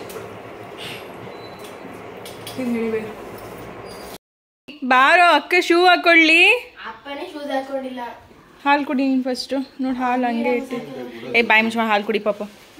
ಹಾಲು ಕುಡ್ದು ಹೋಗು. ಅದನ್ನೇ ನಾನು ಹಾಲು ಯಾಕೆ ಇಟ್ಟಿದ್ದೀನಿ ಅವಳು ನೋಡಿಲ್ಲ ಅಲ್ಲಿಲ್ಲ. ಇವನು ತಿಂಡಿನೇ ತಿಂದಿಲ್ಲ, ಅವನು ಹಾಲು ಕುಡಿದ್ನಲ್ಲ ಅಂದ್ಬಿಟ್ಟು ಸುಮ್ಮನೆ ಅದ. ಸ್ವಲ್ಪ ತಿಂದ್ಬಿಟ್ಟು ಸ್ವಲ್ಪ ಬಿಟ್ಟವನು. ಆಲ್ ದ ಬೆಸ್ಟ್ ಮಗನೆ, ಚೆನ್ನಾಗಿ ಎಕ್ಸಾಮ್ ಮಾಡಿ. ಫಸ್ಟ್ ಎಕ್ಸಾಮ್ ಓಕೆ, ನಿಧಾನವಾಗಿ ಟೆನ್ಷನ್ ಮಾಡ್ಕೊಳ್ದೆ. ಫಸ್ಟು ಎಲ್ಲ ಪೇಪರ್ನ ಓದ್ಬಿಡಿ, ಯಾವ್ದು ಗೊತ್ತಾಗಲ್ಲ ಅದನ್ನ ಬಿಡಿ, ಲಾಸ್ಟಲ್ಲಿ ಬೇಕಾ ಯೋಚನೆ ಮಾಡ್ಕೊಂಡು ಬರೀರಿ. ಗೊತ್ತಾಗಿರೋವೆಲ್ಲ ಫಸ್ಟು ಬರೆದ್ಬಿಡಿ. ಮಧ್ಯದಲ್ಲಿ ಲೇಟ್ ಮಾಡಿದ್ರೆ ಬೇರೆ ಆನ್ಸರ್ ಬರೀಕಾಗಲ್ಲ. ಗೊತ್ತಿಲ್ಲದೆ ಇರೋದನ್ನ ಅದಕ್ಕೆ ಫಸ್ಟು ಬಿಟ್ಬಿಡಿ. ಅರ್ಥ ಆಯ್ತಾ? ಎರಡು ಸತಿ ಓದ್ತೇನೆ, ಅರ್ಥ ಆಗಿಲ್ಲ ಅಂದ್ರೆ ಸ್ವಲ್ಪ ಬಿಟ್ಟು ಗೊತ್ತಿರೋವನ್ನ ಫಸ್ಟ್ ನೀಟಾಗಿ ಬರೆದು ಕ್ವಶನ್ಸ್ ಲಾಸ್ಟ್ ಇಯರ್ ಟೀಚರ್ ಚೆನ್ನಾಗಿದ್ರು, ಈ ಇಯರ್ ಚೆನ್ನಾಗಿದ್ರು. ತಗೊಂಡು ಹೋಗಮ್ಮ. ಓಕೆ, ಒಬ್ರು ಟೀಚರ್ಸ್ ಕೊಟ್ಟಿಲ್ಲ ಅಂತ ಹೇಳಿ ಒಂದು ಎಕ್ಸ್ಟ್ರಾ ಉಳಿದಿತ್ತು, ತೊಗೊಂಡೋಗು. 11 ಜನ ಟೀಚರ್ಸ್ ಕೊಟ್ಟಾಗಿತ್ತು, ಒಬ್ರು ಕೊಟ್ಟಿರಲಿಲ್ಲ, ಹಾಗಾಗಿ ಅವರೊಬ್ರು ತಿಂದು ಇಟ್ಕೊತಾ ಇದ್ದಾರೆ. ಇವಾಗ ಹೊರಟ್ರು, ಇವ್ರನ್ನ ಕಳಿಸಿ ನಾನು ಬ್ರೇಕ್ಫಾಸ್ಟ್ ಮಾಡಬೇಕು. ನನಗೆ ಹೊಟ್ಟೆ ಹಸಿತಾ. ರಾತ್ರಿ ಹೊತ್ತು ಲೈಟ್ ಫುಡ್ ತೊಗೊಳ್ಳೋದು ನಾನು. ರಾತ್ರಿ ಹೊತ್ತು ಇವಾಗ ಊಟ ಎಲ್ಲ ಆಲ್ಮೋಸ್ಟ್ ಸ್ಟಾಪ್ ಮಾಡಿದ್ದೀನಿ. ಜಸ್ಟ್ ಸಲಾಡ್, ಫ್ರೂಟ್ಸ್, ಹಾಲು. ಬಾಯ್. ಓದ್ಕೊಂಡು ಹೋಗೋದು ನನ್ನ ಮಗಳು. ಸರಿ ಆಯಿತು, ಬಾಯ್. ಓಕೆ ಫ್ರೆಂಡ್ಸ್, ಆಯಿತು. ಈಗ ಮಕ್ಕಳು ಹೊರಟರು ತಿಂಡಿ ತಿಂದು. ನಾನಂತೂ ರೈಸ್ ಐಟಮ್ ಕಂಪ್ಲೀಟ್ ಇವಾಗ ಬೆಳಿಗ್ಗೆ ಹೊತ್ತು ಸ್ಟಾಪ್ ಮಾಡಿಬಿಟ್ಟಿದ್ದೀನಿ. ಬರೀ ಓಟ್ಸ್, ಕಾರ್ನ್ಫ್ಲೆಕ್ಸ್, ಮಾಲ್ಟ್ ಅಥವಾ ಮಾಲ್ಟಲ್ಲೇ ದೋಸೆ, ಚಪಾತಿ, ರೊಟ್ಟಿ ಇದೇ ಮಾಡಿಕೊಂಡು ತಿಂತಾ ಇರೋವಂಥದ್ದು. ಹಾಗಾಗಿ ಈಗಲೂ ಕೂಡ ಮಾಲ್ಟದು ದೋಸೆ ಮಾಡ್ಕೊಳ್ಳೋಣ ಅಂತ ಅಂದ್ಕೊಂಡು ಮಾಡ್ಕೊತಾ ಇದ್ದೀನಿ. ಯಾಕೆಂದರೆ ನಾನು ಚಪಾತಿ ಮಾಡಿದೆ, ಅದ್ರಲ್ಲಿ ಸ್ವಲ್ಪ ಟೊಮೆಟೊ ಗೊಜ್ಜು ಉಳಿದಿದೆ. ಇನ್ನು ಗಂಜಿ ಮಾಡ್ಕೊಳ್ಳೋ ಬದಲು ಜ್ಯೂಸ್ ಮಾಡ್ಕೊಂಡು ಕುಡಿಯೋಣ ಅಂತ ಹೇಳಿ ಕ್ಯಾರೆಟು ಸೌತೆಕಾಯ್ದು ಸ್ಮೂತಿ ಮಾಡ್ಕೊಂಡು ಕುಡಿದು, ಅಲ್ಲ ಜ್ಯೂಸ್ ಮಾಡ್ಕೊಂಡು ಕುಡಿದು, ಅದೇ ಒಂದು ಟೊಮೆಟೊ ಗೊಜ್ಜಿಗೆ ನಾನು ಒಬ್ಳಿಗೆ 1-2 ದೋಸೆ ಮಾಡಿಕೊಂಡು ತಿನ್ನೋಣ ಅಂತ ಹೇಳಿ ಮಾಲ್ಟ್ ಪೌಡ್ರನ್ನ ಹಾಕ್ಕೊಳ್ತಾ ಇದ್ದೀನಿ. ಸುಮಾರು ಸರಿ ತೋರಿಸಿದ್ದೀನಿ ನಾನು ದೋಸೆ ಮಾಡ್ಕೊಳ್ಳೋದನ್ನು. ಆಲ್ಮೋಸ್ಟ್ ಈ ಥರ ರೈಸ್ ಐಟಮ್ ಏನಾದರೂ ಮಾಡಿದ್ರೆ ನಾನು ಇದೇ ಥರ ದೋಸೆ ಮಾಡ್ಕೊಳ್ಳೋವಂಥದ್ದು. ಟೊಮೆಟೊ ಗೊಜ್ಜು ಹೇಗೂ ಇತ್ತಲ್ವ ಅಂತ ಹೇಳಿ ನಾನು ರಾಗಿ ಮಾಡಿದೆ, ದೋಸೆ ಮಾಡಿಕೊಂಡೆ. ಸ್ವಲ್ಪ ಕ್ರಿಸ್ಪಿ ಆಗಿರಲಿ ಅಂತ ಜಾಸ್ತಿ ಅದನ್ನು ಫ್ರೈ ಮಾಡಿದೆ. ಒಂದು ನೀರು ದೋಸೆ ಟೈಪಲ್ಲಿ ಮಾಡಿಬಿಟ್ಟು ತುಂಬ ಚೆನ್ನಾಗಾಗಿತ್ತು. ನನಗೆ ಒಬ್ಬರು ವೀವರ್ಸ್ ಕೂಡ ನನಗೆ ಫೋನ್ ಮಾಡಿ ಹೇಳಿದರು, ದಿವ್ಯಾ ಅಂತ ಹೇಳಿ ಕೆಂಗೇರಿಯಿಂದ, ಸುಷ್ಮಾ ದೋಸೆ ಮಾಡಿದ್ವಿ, ನಮ್ಮ ನೇಬರ್ಸ್ಗೆಲ್ಲರಿಗೂ ಕೂಡ ಕೊಟ್ಟಿದ್ವಿ, ತುಂಬ ಚೆನ್ನಾಗಾಗಿತ್ತು ಟೇಸ್ಟು ಅಂತ ಹೇಳಿ. ನಿಜವಾಗ್ಲೂ ತುಂಬ ಚೆನ್ನಾಗಿರುತ್ತೆ ಇದ್ರದ್ದು ಟೇಸ್ಟು. ದೋಸೆದು ಕೂಡ, ದೋಸೆ, ಚಪಾತಿ, ರೊಟ್ಟಿ ಎಲ್ಲನೂ ಕೂಡ ಮಾಲ್ಟ್ ಪೌಡ್ರಲ್ಲಿ ಆ ಒಂದು ರುಚಿ ಘಮ ಚೆನ್ನಾಗಿ ಕೊಡುತ್ತೆ. ಫೈನಲಿ ನಾನು ಒಂದು ದೋಸೆ ತಿಂದುಬಿಟ್ಟು ಆಮೇಲೆ ಸ್ನಾನ ಮಾಡಿ, ಯಾಕಂದರೆ ಕೆಲಸ ಎಲ್ಲ ಮಾಡೋದಿತ್ತು ನನಗೆ, ಮನೆ ಕ್ಲೀನಿಂಗ್ ಕೆಲಸ ಎಲ್ಲ ಇರುತ್ತಲ್ವ. ಹಾಗಾಗಿ ಫಸ್ಟು ತಿಂಡಿ ತಿಂದುಬಿಟ್ಟೆ, ಯಾಕೋ ಹೊಟ್ಟೆ ಹಸಿವಾಗ್ತಿತ್ತು. ತಿಂಡಿ ತಿಂದುಬಿಟ್ಟು ಆನಂತರ ಎಲ್ಲ ಕೆಲಸ ಮಾಡಿ ಸ್ನಾನ ಮಾಡಿ ಈಗ ದೇವ್ರ ಮನೆಯೂ ಕೂಡ ರೆಡಿ ಮಾಡ್ಕೊಳ್ತಾ ಇದ್ದೀನಿ. ಅಷ್ಟರಲ್ಲಿ ನಮ್ಮ ಮನೆಯವರು ಕೂಡ ಹೂವು ಎಲ್ಲ ತೊಗೊಂಬಂದರು. ಇವತ್ತು ಸ್ವಲ್ಪ ಮಾಲ್ಟ್ ಪ್ರಿಪ್ರೇಷನ್ದು ಕೆಲಸನೂ ಕೂಡ ತುಂಬ ಇತ್ತು. ಹಾಗಾಗಿ ಮಕ್ಕಳು ಸ್ಕೂಲಿಂದ ಬರೋಷ್ಟರಲ್ಲಿ ಬೇಗ ಕೆಲಸ ಮುಗಿಸೋಣ ಅನ್ನೋದು ಒಂದು ತಲೆಯಲ್ಲಿರುತ್ತೆ ನನಗೆ. ಏನಂದರೆ ಮಕ್ಕಳು ಬರೋಷ್ಟರಲ್ಲಿ ಇವಂತೂ ಆಫ್ ಡೇ ಇರೋದ್ರಿಂದ ಅವ್ರು ಬರೋಷ್ಟರಲ್ಲಿ ನನಗೆಲ್ಲ ಕೆಲಸ ಮುಗಿದಿರಬೇಕು. ಜೊತೆಗೆ ಅವ್ರಿಗೆ ಅಡುಗೆ, ಊಟ ಪ್ರತಿಯೊಂದು ಅವ್ರಿಗೆ ಪ್ರಿಪೇರ್ ಮಾಡಿಬಿಟ್ಟು ಆನಂತರ ನನ್ನದು ಏನು ಕೆಲಸ ಇರುತ್ತೆ ಅದನ್ನು ಮಾಡ್ಕೊಳ್ಳೋವಂಥದ್ದು ಇರುತ್ತೆ. ಜೊತೆಗೆ ಫ್ರೈಡೇ ಇರೋದ್ರಿಂದ ಪೂಜೆನೂ ಕೂಡ ಬೇಗ ಆಗಬೇಕಾಗಿತ್ತು. ಆದರೆ ತಿಂಡಿ ತಿಂದ್ಬಿಟ್ಟು ಮಾಡ್ತಾಯಿದ್ದೀನಿ ಇಲ್ಲಿ, ಯಾಕೆಂದರೆ ಹೊಟ್ಟೆ ಹಸಿವಿರುತ್ತೆ ನನಗೆ. ಅಷ್ಟೊಂಡೆಲ್ಲ ತುಂಬ ಹೊತ್ತಿರೋಕ್ಕಾಗಲ್ಲ. ಹೊಟ್ಟೆ ಹಸಿವಿಲ್ಲ ಅಂತಂದರೆ ನಾನು ಪೂಜೆ ಎಲ್ಲ ಆದಮೇಲೆ ತಿಂಡಿ ತಿಂತೀನಿ. ಕೆಲವೊಂದು ಟೈಮಲ್ಲಿ ಏನಾಗುತ್ತೆ, ಬೆಳಗ್ಗೆ ಹೊತ್ತೇ ಬೇಗ ಹಸಿವು ಶುರು ಆಗುತ್ತೆ ಅಂತ ಟೈಮಲ್ಲಿ ತಿಂದ್ಬಿಟ್ಟು ಕೆಲಸ ಮಾಡಿ ಆಮೇಲೆ ನಾನು ಪೂಜೆ ಮಾಡೋವಂಥದ್ದು. ಫೈನಲಿ ಪೂಜೆ ಎಲ್ಲ ಕೂಡ ಮುಗೀತು. ಈಗ ನಮ್ಮ ಟೈಮ್ ಸ್ವಲ್ಪ ಪ್ಯಾಕಿಂಗ್ ಇದೆ, ಪ್ಯಾಕಿಂಗ್ ಮಾಡೋ ಟೈಮ್ ಕೊರಿಯರ್ದು. ಅದೆಲ್ಲ ಮಾಡಿ ಮುಗಿಸಿ ಆನಂತರ ಕಂಟಿನ್ಯೂ ಮಾಡ್ತೀವಿ. ಇವತ್ತು ಆಫ್ ಡೇ, ಮಕ್ಕಳು ಬೇಗ ಬರ್ತಾರೆ. ಓಕೆ, ಅವ್ರು ಬರೋಷ್ಟರಲ್ಲಿ ನಾನೆಲ್ಲ ಕೆಲಸ ಮಾಡಿ ಮುಗಿಸ್ಕೊತೀನಿ. ನಮ್ಮ ಮನೆಯವರೆಲ್ಲ ಬರೆದಿಟ್ಟಿದ್ದಾರೆ. ಇವಾಗಾದ್ರೆ ಪ್ಯಾಕಿಂಗ್ ಕೆಲಸ ಆಗಬೇಕು. ಇನ್ನೇನು ಅಡುಗೆ ಮೊಸರನ್ನ ಏನಾದರೂ ಮಾಡಿದರೆ ಸಾಕು ಅಂತ ಅಂದ್ಕೊಂಡಿದ್ದೀನಿ. ಯಾಕಂದರೆ ಜಸ್ಟು 1.5 ಲೋಟ ಅಷ್ಟೇ ನಾನು ಬೆಳಗ್ಗೆ ಪಲಾವ್ ಮಾಡಿದ್ದು. ಯಾರೂ ತಿಂದಿಲ್ಲ, ಚೂರೇ ತಿಂದಿದ್ದಾರೆ. ಈಗ ಅಷ್ಟು ತಿನ್ನೋದಕ್ಕೆ ಆಗೋದೇ ಇಲ್ಲ ಈ ಬಿಸಿಲಿಗೂ ಅದಕ್ಕೂ. ಹಾಗಾಗಿ ಪಲಾವ್ ಇದೆ, ಸ್ವಲ್ಪ ರೈಸ್ ಮಾಡಿ ಮೊಸರನ್ನ ಮಾಡಿದರೆ ಅಷ್ಟೇ ಸಾಕು ಅಂತ ಅಂದ್ಕೊಂಡಿದ್ದೀನಿ. ಇವತ್ತು ಮನೆಯವ್ರಿಗೆ ಕೆಲಸ ಇದ್ದಿದ್ದು ಕಾರಣ ನಾನೇ ಮಕ್ಕಳನ್ನ ಸ್ಕೂಲಿಂದ ಕರ್ಕೊಂಬರ್ಬೇಕಾಗಿತ್ತು. ಹಾಗೆ ಕರ್ಕೊಂಡು ಬರ್ತಾ ನಮ್ಮ ಚಿಂಟು ಸುಮ್ಮನೆ ಇರೋದಿಲ್ಲ. ಕಲ್ಲಂಗಡಿ ಹಣ್ಣು ನೋಡಿ ಅಮ್ಮ ಕಲ್ಲಂಗಡಿ ಹಣ್ಣು ಅಂತ ಹೇಳಿ ಕೇಳ್ತಾನೆ ಇದ್ದ. ನಮ್ಮ ಚೈತು ಹೇಳ್ತಾ ಇದ್ಲು, ಅಪ್ಪನ ಸ್ಕೂಲಿಂದ ಕರ್ಕೊಂಡ್ಬೇಕಾದ್ರೆ ಯಾವಾಗಲೂ ಡೈಲಿ ಕೇಳೋರು ಅಮ್ಮ, ಬಟ್ ಅಪ್ಪ ಮುಂದೆ ತೊಗೊಳ್ಳೋಣ ಬಾ ಅಂತ ಅಂದ್ಕೊಂಡು ಮರ್ತು ತೊಗೊಳ್ತಾನೆ ಇರಲಿಲ್ಲ, ಹಾಗೆ ಬರ್ತಾಯಿದ್ರು. ಈಗಲೇ ಫಸ್ಟ್ ನೋಡಿ ನೀವೇ ಕೊಡಿಸೋ ಹಾಗಾಯಿತು ಅಂತ. ಬಟ್ ಈಗ ಸಮ್ಮರ್ ಶುರು ಆದಮೇಲೆ ನಾವು ವಾಟರ್ ಮೆಲನ್ ತೊಗೊಂಬಂದಿದ್ದೇ ಇರಲಿಲ್ಲ, ಇದೇ ಫಸ್ಟ್ ಟೈಮ್ ತೊಗೊಂಡಿದ್ದು ಅಂತ ಹೇಳ್ಬೋದು. ಫೈನಲಿ ಮನೆಗೆ ಮಧ್ಯಾಹ್ನ ಬರ್ತಾ ನಮ್ಮ ಚಿಂಟು ಆಸೆ ಮೇರೆಗೆ ಕಲ್ಲಂಗಡಿ ಹಣ್ಣು ತೊಗೊಂಬಂದ್ವಿ.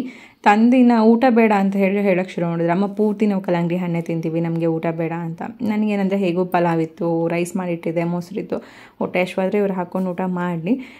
ಓಕೆ ಈಗ ಹಣ್ಣು ತಿಂತೀನಿ ಅಂತಿದ್ರಲ್ಲ, ಹೊಟ್ಟೆ ತುಂಬ ತಿನ್ನಲಿ ಅಂತಲೇ ಸುಮ್ಮನೆ ಆದೆ. ಸಾಕಷ್ಟು ಒಬ್ರಿಗೆ ಕೊಡಿ, ಇದು ತಿಂದಾದ್ಮೇಲೆ ನೆಕ್ಸ್ಟ್ ಕಟ್ಟಿಂಗ್ ಕೆಲಸ ಮಗಳಿಗೆ. ಯಾವಾಗಲೂ ನಮ್ಮ ಮನೇಲಿ ಇವರಪ್ಪ ಕಟ್ ಮಾಡಿಕೊಡೋದು. ಹಲಸಿನ ಹಣ್ಣು ಆಗ್ಬೋದು ಅಥವಾ ಈ ಥರದ್ದೇನೇ ಕಲ್ಲಂಗಡಿ ಹಣ್ಣು ತಂದರು ಎಲ್ಲ ಇವರಪ್ಪ ಕಟ್ ಮಾಡಿ ಕೂತ್ಕೊಂಡು ತಿನ್ನೋದು. ಈ ಸಾರಿ ನನ್ನ ಮಗಳು, ನಾನು ಮಾತ್ರ ಈ ಕೆಲಸಕ್ಕೆ ಅಷ್ಟು ಹೋಗಲ್ಲ. ಸ್ಕೂಲ್ ಇದ್ದಾಗ ಮಾತ್ರ, ಅಡುಗೆ ಮನೆ ಕೆಲಸದಲ್ಲೇ ಸುಸ್ತಾಗಿ ಅಲ್ಲ ಸ್ಕೂಲ್ ಇದ್ದಾಗ ಅವ್ರಿಗೆ ಸ್ನ್ಯಾಕ್ಸ್ ಕಟ್ಟಬೇಕಾದ್ರೆ ಮಾತ್ರ ಈ ಕೆಲಸ ಮಾಡೋದು ನಾನು. ಬೆಳಿಗ್ಗೆ ಹೊತ್ತು ಇಲ್ಲಾಂದ್ರಿಲ್ಲ. ಟೋಳ ಮಗ ಟೂತ್ ಪಿಕ್ಕಲ್ಲಿ ನಾನು ಹಾಕ್ತೀನಿ, ನನಗೆ ಎಷ್ಟು ಬೇಕಾದ್ರೆ. ಇದು ನನಗೆ ಅಂತ ಹಾಕೊತಾ ಇದ್ದೀನಿ ನಾನು, ಕಟ್ ಮಾಡ್ತೀನಿ. ಅದಕ್ಕೆ ಹೇಳ್ತಾ ಇರೋದು, ಇಲ್ಲಿ ತೊಗೊಂಡು ತಿನ್ಬಾ, ಹಾಕಿರೋದನ್ನ ಎತ್ಕೊಂಡು ತಿನ್ಬಾ. ನನಗೆ ವೀಕ್ ಖಾರ ಬೇಕಂತೆ,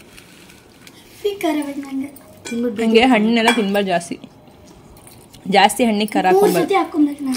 ಹಣ್ಣಂಗೆ ತಿನ್ಬೇಕು, ಸ್ವಲ್ಪ ಫ್ಲೇವರ್ಗೆ ಹಾಕೊಳ್ಳೋದು.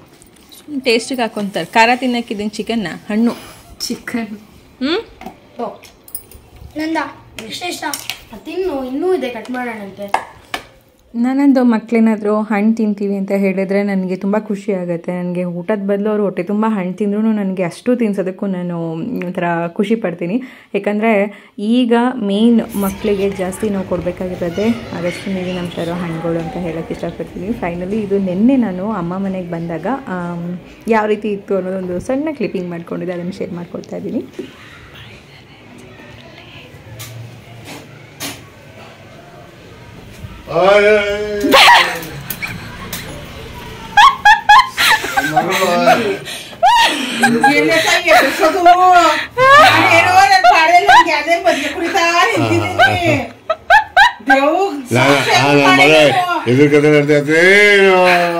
ಎಸ್ ಹಂಗೆ ಮಾಡ್ಕೊಟ್ಟೆ. ಏನೋ ಒಂದು ಅರ್ಜೆಂಟಿಗೆ ಮಾಡ್ಬೇಕಿತ್ತು, ಏನ್ ಮಾಡೋದು, ಏನ್ ಸ್ಪೆಷಲ್ ಮಾಡ್ಲಿ. ನಮ್ಮ ಅಪ್ಪ ತಿನ್ನಲ್ಲ. ನಾನು ಆರೋಗ್ಯಕ್ಕೆ ಅಮ್ಮ ಅಂತೂ ಡಯಟ್ ಎಲ್ಲ ಮಾಡೋದಿಲ್ಲ, ಅವರಿಗೆ ಬಾಡಿ ವೆಯ್ಟ್ ಕೂಡ ಕಡಿಮೆ ಮಾಡೋದಕ್ಕೆ ಆಗೋದಿಲ್ಲ. ಬಟ್ ನಾನೇನಾದರೂ ಅಪರೂಪಕ್ಕೆ ಈ ಥರ ತೊಗೊಂಡೋಗಿ ಕೊಟ್ಟರು ಅಪ್ಪ ನನಗೆ ಬೈತಾ ಇರ್ತಾರೆ, ನೀನು ಹಿಂಗೆಲ್ಲ ಮಾಡ್ತಾನೆ ಕೊಡ್ಬೇಡ, ನಿಮ್ಮಮ್ಮ ತಿಂದಪ್ಪ ಆಗ್ತಾಳೆ ಅಂತ. ನಾನು ಮೊನ್ನೆ ಚೈತುಗೆ ಫ್ರೆಂಡ್ಸ್ಗೆಲ್ಲರಿಗೂ ಕೂಡ ಸ್ವೀಟ್ ಮಾಡಿದ್ದಿಲ್ಲ, ನಿಜವಾಗ್ಲೂ ತುಂಬ ಚೆನ್ನಾಗಾಗಿತ್ತು. ಹಾಗಾಗಿ ಅಮ್ಮನಿಗೂ ತೊಗೊಂಡೋಗೋಣ ಅಂತ ಹೇಳಿ ತೊಗೊಂಡೋಗಿದ್ದೆ. ಬಟ್ ಅವತ್ತು ಬ್ಲಾಗ್ ಎಲ್ಲ ಏನು ಮಾಡಿರಲಿಲ್ಲ, ಸುಮ್ಮನೆ ಹಾಗೆ ಒಂದು ಇರಲಿ ಅಂತ ಹೇಳಿ ಕ್ಲಿಪ್ಪಿಂಗ್ಸ್ ತೊಗೊಂಡಿದ್ದೆ ಅಷ್ಟೇ. ಚೆನ್ನಾಗಿ ಒಟ್ಟಿನಲ್ಲಿ ಅಪ್ಪನ ಕೈಲಿ ಉಗಿಸ್ಕೊಂಡು ಸ್ವೀಟ್ ಕೊಟ್ಬಿಟ್ಟು ಬಂದೆ. ಇದು ಬಂದು ನೆಕ್ಸ್ಟ್ ಫ್ರೈಡೇ ವ್ಲಾಗೆ. ಮಕ್ಕಳು ಸ್ಕೂಲಿಂದ ಬಂದಮೇಲೆ ನೀವು ನೋಡಿದ್ರಿ ಕಲ್ಲಂಗಡಿ ಹಣ್ಣೆಲ್ಲ ತಿಂದಿದ್ದಾಗಿತ್ತು. ಆನಂತರ ನನಗೆ ಸ್ವಲ್ಪ ಮಾಲ್ಟದು ಕೆಲಸ ಎಲ್ಲ ಇತ್ತು. ನಾನು ಯಾವಾಗಲೂ ಹೇಳ್ತಾನೆ ಇರ್ತೀನಿ ನಿಮಗೆ, ನಾನು ಯಾವತ್ತೂ ಕೂಡ ನಿಮಗೆ ಕಳಿಸುವಂತಹ ಪ್ರಾಡಕ್ಟ್ ಏನಿರುತ್ತೆ ಅದು ನೀಟಾಗಿ ನನ್ನ ಮನೆಗೆ ನನ್ನ ಮಕ್ಕಳಿಗೆ ನಾವು ಹೇಗೆ ತಯಾರು ಮಾಡ್ಕೊಳ್ತೀವಿ ಅದೇ ರೀತಿಯೇ ಮಾಡುವಂಥದ್ದು. ಎಷ್ಟು ದಿನ ನನಗೆ ಈ ಥರ ನೀಟಾಗಿ ನಿಮಗೆ ತಲುಪಿಸೋದಕ್ಕೆ ಸಾಧ್ಯ ಅಷ್ಟು ದಿನ ಮಾತ್ರ ನಾನು ಈ ಕೆಲಸ ಮಾಡ್ತೀನಿ. ನನ್ನ ಕೈ ಆಗದೇ ಇದ್ದಾಗ, ಆಗಲ್ಲ ಈ ಕೆಲಸ ಇನ್ನು ಮಾಡೋದಕ್ಕೆ ಅಂದಾಗ ನಾನು ನಿಲ್ಲಿಸ್ತೀನಿ ಹೊರತು ಯಾವತ್ತೂ ಕೂಡ ಈ ಒಂದು ಏನು ಪ್ರೊಸೀಜರ್ಗಳು ನಾನು ಮಾಡ್ತಾಯಿದ್ದೀನಿ ಇವೆಲ್ಲ ಮಿಸ್ ಮಾಡಿ ನಿಮಗೆ ಕಳಿಸಲ್ಲ. ಎಷ್ಟೋ ಜನಕ್ಕೆ ನಾನು ಹೇಳಿದ್ದೀನಿ, ಸದ್ಯ ಒಂದು 2 days ಲೇಟ್ ಆಗುತ್ತೆ ಅಥವಾ 1 day ಲೇಟ್ ಆಗುತ್ತೆ, ನಾನು ಇನ್ನೂ ಪ್ರಿಪೇರ್ ಮಾಡ್ತಾಯಿದ್ದೀನಿ ಅಂತ ನಾನು ವಾಟ್ಸಪ್ಪಲ್ಲಿ ಎಷ್ಟೋ ಜನ ಕೇಳಿದಾಗ ನಾನು ಅದನ್ನೇ ಮೆನ್ಷನ್ ಕೂಡ ಮಾಡಿದ್ದೀನಿ. ರೆಡಿ ಇದ್ದರೆ ನನಗೆ ಮಾಡಿ ಕಳಿಸೋವಂಥದ್ದು, ರೆಡಿ ಇಲ್ಲ ಅಂತಂದರೆ ಹೇಗಂದರೆ ಹಾಗೆಲ್ಲ ಇದು ಮಾಡೋದಿಲ್ಲ. ಇದೆಲ್ಲ ಕೆಲಸಗಳು ಆಗಬೇಕು. ನನಗೇನೋ ಮನಸ್ಸು ಒಪ್ಪೋದಿಲ್ಲ 4 ಜನಕ್ಕೆ ಹೊಟ್ಟೆ ತುಂಬ ಕೊಡುವಂತಹ ಊಟ ಅಥವಾ ಕೊಡುವಂತಹ ಇದು ಒಂದು ಏನಿರುತ್ತೆ ಅದನ್ನು ಕರೆಕ್ಟಾಗಿ ನಾವು ಕೊಡಬೇಕು ಅನ್ನೋದಷ್ಟೇ ನನ್ನ ಒಂದು ತಲೆಯಲ್ಲಿರೋದು. ಬಟ್ ಅದಕ್ಕೂ ಸುಮಾರು ಜನ ಸುಮಾರು ಥರ ಮಾತಾಡ್ತಾರೆ. ಹಬ್ಬದಲ್ಲಿ ಅಡುಗೆ ಮಾಡೋದಕ್ಕೂ ಮಾತಾಡ್ತಾರೆ ಅಥವಾ ಈ ಕೆಲಸ ಮಾಡೋದಕ್ಕೂ ಮಾತಾಡ್ತಾರೆ. ಇಟ್ಸ್ ಓಕೆ, ಅವರಿರೋದೇ ಮಾತಾಡೋದಕ್ಕೆ, ನಾವಿರೋದೇ ಕೇಳಿಸ್ಕೊಳ್ಳೋಕ್ಕೆ ಅಂತ ಅಂದ್ಕೊಂಡು ನಾನು ಸುಮ್ಮನಾಗಿ ಹೋಗ್ಬಿಡ್ತೀನಿ. ಈ ಟೈಮಲ್ಲಿ ಒಂದು ಮಾತು ಹೇಳೋಕ್ಕೆ ಇಷ್ಟಪಡ್ತೀನಿ. ಇದು ನಾನು ಒಂದು ಆಟೋ ಹಿಂದೆ ಓದಿದ್ದಂಥದ್ದು. ನಾನೇನಾದರೂ ಈ ಥರ ಕಾರು ಆಟೋಗಳಲ್ಲಿ ವೆಹಿಕಲ್ಸ್ಗಳು ಹಿಂದೆ ಏನು ಬರೆದಿದ್ದಾರೆ ಪ್ರತಿಯೊಂದು ಓದ್ತಾ ಇರ್ತೀನಿ. ಅದರಲ್ಲಿ ಒಂದೇ ಒಂದು ನಂಗೆ ತುಂಬ ಇಷ್ಟ ಆಯಿತು, ಅದು ಅವ್ರು ಬರೆದಿದ್ದಂಥದ್ದು. ಏನಪ್ಪ ಅಂದರೆ ಅದು enjoy every moment because life is short, death is unexpect ಅಂತೇಳಿ ಹಾಕಿದರು. ಇನ್ನು ಸುಮಾರು ಸೆಂಟೆನ್ಸ್ ಇತ್ತು, ಬಟ್ ನಂಗೆ ಅಷ್ಟು ಅದು ತಲೆಯಲ್ಲಿ ನೆನಪಾಗ್ತಿಲ್ಲ. ಇದು ಒಂದು ನೆನಪಾಯಿತು. ಯಾಕಂದರೆ ನಮ್ಮ ಜೀವನದಲ್ಲಿ ಪ್ರತಿ ಕ್ಷಣವೂ ತುಂಬಾ ಇಂಪಾರ್ಟೆಂಟ್ ಇರುತ್ತೆ. ಪ್ರತಿ ದಿನವೂ ಕೂಡ, ಪ್ರತಿ ಗಂಟೆ ನಿಮಿಷ, ಪ್ರತಿ ಒಂದೊಂದು ಕ್ಷಣವೂ ಕೂಡ ಲೆಕ್ಕಕ್ಕೆ ಬರುತ್ತೆ. ನಾವು ಅದನ್ನು ಏನು ಮಾಡ್ತಾಯಿದ್ದೀವಿ, ಹೇಗೆ ಯೂಸ್ ಮಾಡ್ತಾಯಿದ್ದೀವಿ ಅನ್ನೋದ್ರ ಮೇಲೆ ಲೈಫ್ ಹೋಗುತ್ತೆ. ಯಾಕಂದರೆ ನಾವು ಪ್ರತಿ ಒಂದೊಂದು ಕ್ಷಣವೂ ಕೂಡ ಎಂಜಾಯ್ ಮಾಡಿಲ್ಲ ಅಥವಾ ಏನೋ ಒಂದು ಫೀಲಿಂಗ್ಸ್ ಲೈಫಲ್ಲಿ ಮನುಷ್ಯನಿಗೆ ಕಷ್ಟ ಬರದೆ ಯಾರೂ ಇರೋದಕ್ಕೆ ಸಾಧ್ಯನೇ ಇಲ್ಲ. ಮನುಷ್ಯನಿಗೆ ಮೊದಲೇ ಹೇಳ್ತಾರೆ ಮನುಷ್ಯನಿಗೆ ಕಷ್ಟ ಬರದೆ ಮರಕ್ಕೆ ಬರುತ್ತಾ ಅಂತ, ಬಟ್ ಮರಕ್ಕೂ ಕಷ್ಟ ಇದೆ. ಇವಾಗ ಆ ಮರಗಳ್ನೂ ಬದುಕಕ್ಕೆ ಬಿಡ್ತಾ ಇಲ್ಲ ಜನ, ಇನ್ನು ಮನುಷ್ಯನ ಬಿಡ್ತಾರ, ಯಾರನ್ನೂ ಕೂಡ ಬಿಡೋದಿಲ್ಲ. ಹೇಗೋ ಅವರು ಅಂದರೆ ಥಿಂಕ್ ಮಾಡೋರು ಯಾವ ರೀತಿಯಾದರೂ ಥಿಂಕ್ ಮಾಡ್ಕೊಳ್ಳಿ, ಯಾವ ಥರನಾದರೂ ಯೋಚನೆ ಮಾಡ್ತಾ ಇರಲಿ, ಬಟ್ ನಾವು ಆದರೆ ಒಳ್ಳೇದು ಮಾಡೋಣ, ಇಲ್ವಾ ಬಿಟ್ಬಿಡೋಣ. ಬಟ್ ಬೇಡದೇ ಇರೋದಕ್ಕೆಲ್ಲ ಯೋಚನೆ ಮಾಡ್ತಾ ನಮ್ಮ ಲೈಫನ್ನು ಒಂದೊಂದು ಕ್ಷಣನ ನಾವು ವೇಸ್ಟ್ ಮಾಡೋದು ಬೇಡ, ಎಂಜಾಯ್ ಮಾಡೋಣ. ಪ್ರತಿದಿನ ಪ್ರತಿ ಕ್ಷಣನ ಒಂದು ಒಳ್ಳೆ ರೀತಿಯಾಗಿ ಥಿಂಕಿಂಗ್ ಮಾಡ್ತಾ ಒಂದು ಒಳ್ಳೆ ಲೈಫ್ನ ಲೀಡ್ ಮಾಡೋ ಥರ ಎಂಜಾಯ್ ಮಾಡೋಣ. ಎಷ್ಟು ದಿನ ಈ ಭೂಮಿ ಮೇಲೆ ಇರ್ತೀವೋ ಅಷ್ಟು ದಿನ ಒಂದು ಬೇರೆಯವರಿಗೆ ಮಾದರಿಯಾಗಿ ಬದುಕೋಣ. ಆದರೆ ಒಳ್ಳೇದು ಮಾಡೋಣ, ಹಾಗಿಲ್ವಾ ಸುಮ್ಮನೆ ಇದ್ಬಿಡೋಣ. ಅದು ಬಿಟ್ಬಿಟ್ಟು ಕೆಟ್ಟದ್ದು ಬಯಸೋದು ಯಾರಿಗೂ ಬೇಡ ಅಂತ ನಾನು ಹೇಳೋದಷ್ಟೇ. ಓಕೆ ಫ್ರೆಂಡ್ಸ್, ಹೀಗೆ ನಮ್ಮ ಕೆಲಸ ಇರೋದ್ರಿಂದ ಸರಿಯಾಗಿ ನೀಟಾಗಿ ಬ್ಲಾಗ್ ಮಾಡೋದಕ್ಕಾಗೋದಿಲ್ಲ. ಏಕೆಂದರೆ ನೋಡಿ ಹೀಗೆ ತೊಳೆಯೋದಾಗುತ್ತೆ. ನೆಕ್ಸ್ಟ್ ಟೈಮ್ಗೆ ರಾಗಿ ಮಾಲ್ಟ್ಗೆ ಏನೇನು ಬೇಕೋ ಅದು ನೆಕ್ಸ್ಟ್ ಟೈಮ್ಗೆ ಏನು ಬೇಕು ಈ ರೀತಿ ಡೈಲಿ ಏನಾದರೂ ಒಂದು ತೊಳೆಯೋದು, ಒಣಗಾಕೋದು ಇದ್ದೇ ಇರುತ್ತೆ. 1 by 1 ಆಗ್ತಾ ಇದ್ದಂಗೆ ನೆಕ್ಸ್ಟ್ ಎಲ್ಲನೂ ಕ್ಲೀನ್ ಮಾಡಿ ತೊಳೆದು ಇಟ್ಕೊಳ್ಳೋದಿರುತ್ತೆ. ಇದು ರಾಜ್ಮಾ ಎಲ್ಲ ಯಾವುದು ವಿತೌಟ್ ವಾಶ್ ನಾನು ಹಾಕೋದೇ ಇಲ್ಲ, ಎಲ್ಲ ವಾಶ್ ಮಾಡಿ ಒಣಗಾಕಿ ಈಗ ಇದ್ರ ಮೇಲೆಲ್ಲ ನಾವು ಬಟ್ಟೆ ಮುಚ್ಚಬೇಕು. ನಾಳೆ ಒಂದಿನ ಹೀಗೆ ಇರುತ್ತೆ, ನಾಡಿದ್ದು ಹೀಗೆ ಇರುತ್ತೆ. ಮಿನಿಮಮ್ 2 or 3 days ಹೀಗೆ ಒಣಗಿಸೋದಿರುತ್ತೆ. ಹೀಗೆ ಒಣಗಿಸಿ ಇದನ್ನು ಆಮೇಲೆ ಎಲ್ಲ ಹುರಿದು ಕಂಪ್ಲೀಟ್ ಪೌಡ್ರು ಮಾಡಿ ಜಡಿ ಹಿಡಿದು ನಿಮ್ಮ ಮನೆ ಬಾಗಿಲಿಗೆ ತಲುಪಿಸುವ ಕರ್ತವ್ಯ ನನ್ನದಾಗಿರುತ್ತೆ. ಎಲ್ಲ ಜಾಸ್ತಿ ಕ್ವಾಂಟಿಟಿಯಲ್ಲಿ ಮಾಡೋದ್ರಿಂದ ಜಾಸ್ತಿ ಕ್ವಾಂಟಿಟಿಯಲ್ಲಿ ತೊಗೊಂಬಂದು ಎಲ್ಲ ತೊಳೆದು ಒಣಗಿಸುವಂಥದ್ದು. ಓಕೆ,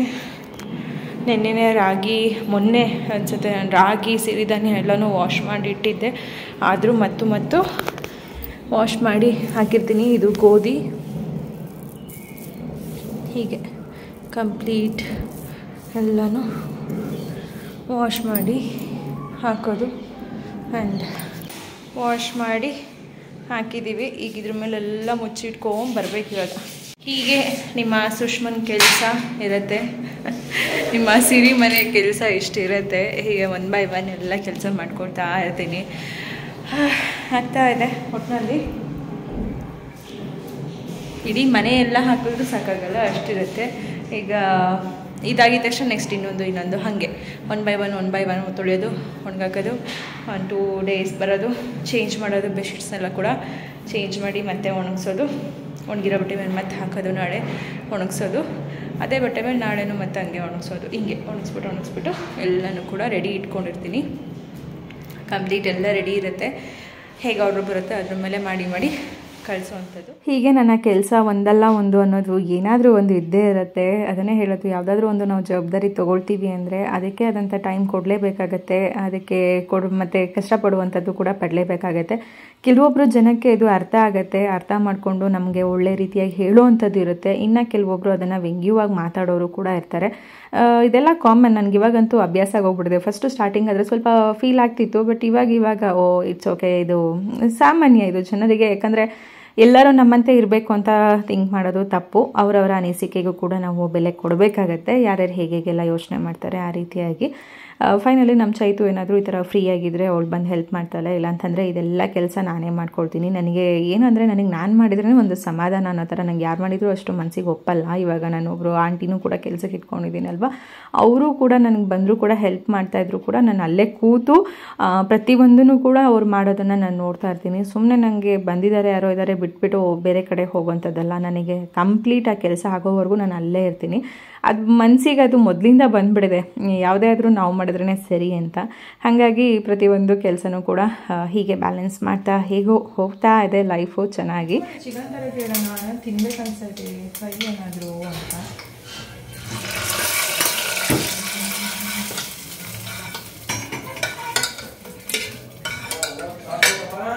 ಚಿಕನ್ ಫ್ರೈ ಏನಾದ್ರು ತರ ಕೇಳೋಣ ಅಂತಿದ್ದೆ. ಚಿಕನ್ನು ತಿನ್ಬೇಕಂತ ಅನ್ನಿಸ್ತಾನೆ. ಹೋಗಿ ತಗೊಂಬನ್ನಿ ಈಗಲೂ ಏನಾದ್ರು ಒಂದು ಡ್ರೈ ಐಟಮ್.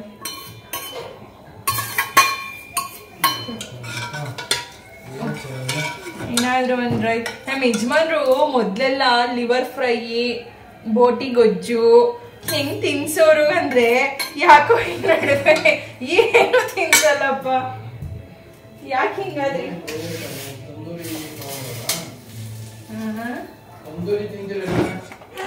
ತಗೋಬನ್ನಿ ಏನೋ ಯಾಕೋ ಏನೋ ತಗೋಬನ್ನಿ. ಯಾಕೋ ಬಾಯಲ್ಲಿ ಏನೋ ಫೀಲ್ ಕೊಡ್ತಾ ಇದೆ ತಿನ್ಬೇಕಂತ. ಮೊನ್ನೆ ಬರೀ ಸಾರದು ತಿಂದಿದ್ದು, ಅದೇನು ಬರೀ ಮೂಳೆ ಅದು.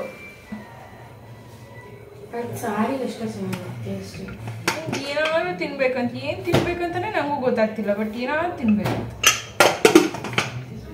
ಆ ಫೀಲ್ ಬಾಯಲ್ಲಿ ಹೊಡಿತಾ ಇದೆ.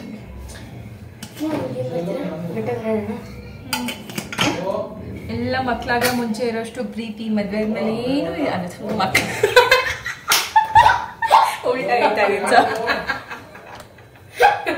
ನನ್ನ ಮಗಳು ಬಿದ್ದು ಬರ್ತಿದ್ದಾಳೆ. ಸಾರಿ ಮದ್ವೆ ಆದ್ಮೇಲೆ ಇರೋ ಪ್ರೀತಿ ಮಕ್ಳು ಹುಟ್ಟಿದ್ಮೇಲೆ ಇರೋದಿಲ್ಲ. ಮದ್ವೆ ಆದಾಗ ಮಕ್ಳಾಗೋವರೆಗೂ ಟೈಮ್ ಏನಿರುತ್ತೆ, ಟೈಮಲ್ಲಿ ಏನ್ ಬೇಕು ನೀವು ಒಬ್ಬರೇ ಇರ್ತೀರ, ಅದಕ್ಕೆ ತರಿಸ್ತಾ ಇದಾರೆ. ಈಗ ಬಾಯ್ ಬಿಟ್ಟು ಹೇಳ್ಬೇಕು ಹಂಗಾಗೋಗಿದೆ ಫ್ರೆಂಡ್ಸ್. ನಂಗೇನಾದ್ರು ತಿನ್ಬೇಕು, ನಂಗೇನಾದ್ರು ಬೇಕು ಅಂತ ಹೇಳಂಗೆ. ಮೊದಲ ಮನ್ಸಲ್ಲಿ ಅನ್ಕೊಂಡಿದ್ದ ತಕ್ಷಣ ಟಕ್ ಅಂತ ಕಣ್ ಮುಂದೆ ಇರೋದು. ಮುಂಚೆ ಒಂದೇ ಹಾರ್ಟ್ ಅಲ್ಲಿ ಒಬ್ಬ ಕನೆಕ್ಟ್ ಆಗೋದು, ಇವಾಗ ಮೂರು ಯಾಕಂತ ಮೂರ್ ಹಾರ್ಟ್ ಆಗೋಗ್ಬಿಟ್ಟಿದ್ದೇವೆ ಇವಾಗ ನಮ್ಮ ಮನೇಲಿ. ಒಂದು ನಂದು, ನನ್ನ ಮಗಳದು, ನನ್ನ ಮಗಂದು, 3 ಜನದ್ದು ಅವ್ರಿಗೆ ಲಿಂಕ್ ಆಗ್ಬೇಕಲ್ಲ.